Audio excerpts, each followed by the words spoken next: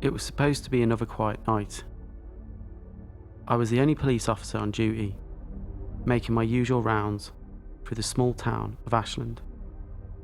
Nothing unusual ever happened there. Most nights consisted of checking businesses, keeping an eye on traffic, and making sure everything was as peaceful as it looked. Just after 2 a.m, I noticed an intense red light near the old highway.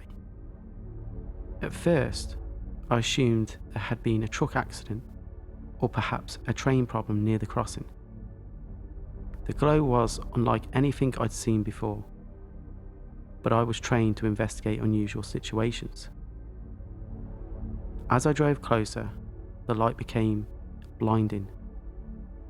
I pulled my patrol car to a stop and stepped outside. What I saw wasn't a train. It wasn't a helicopter. Hovering just above the ground was an enormous oval-shaped craft. It glowed with a dull metallic sheen beneath the red lights circling its edge. There wasn't a sound, no engine, no wind, just complete silence. Then I saw them. Several figures stood beside the object.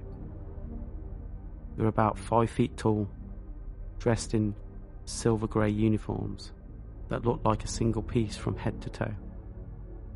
On the centre of the chest was what appeared to be the outline of a winged serpent. One of them turned towards me. I reached for my radio. Before I could speak, a strange pressure filled my head. Every muscle locked. I couldn't move. Couldn't even shout.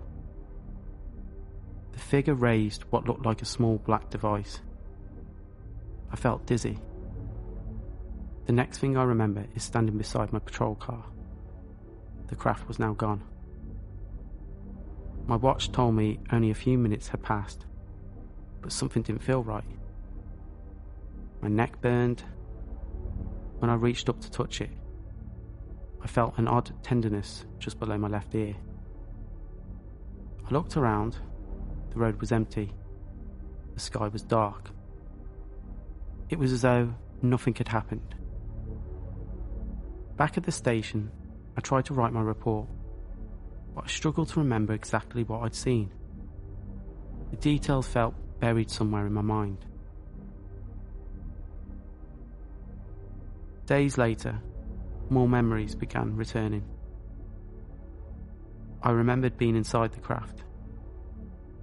The walls curved smoothly with no visible joints or bolts. The air smelled strangely clean, almost sterile. The beings never spoke aloud. Every question simply appeared in my mind. They wanted to know about policing, about governments, about why humans fought each other. One of them placed a small circular instrument against my neck. There wasn't any pain, just warmth. As quickly as it began, it was over. I found myself outside again. For years, I questioned my own memory. Was it stress? Exhaustion? A vivid dream? Or had something happened that I couldn't explain? People laughed when they heard my story. Others believed every word. I don't expect anyone to decide for me. I only know this. I began that night as a police officer, investigating a strange light. I ended it, wondering if somewhere beyond the stars, someone had been investigating us.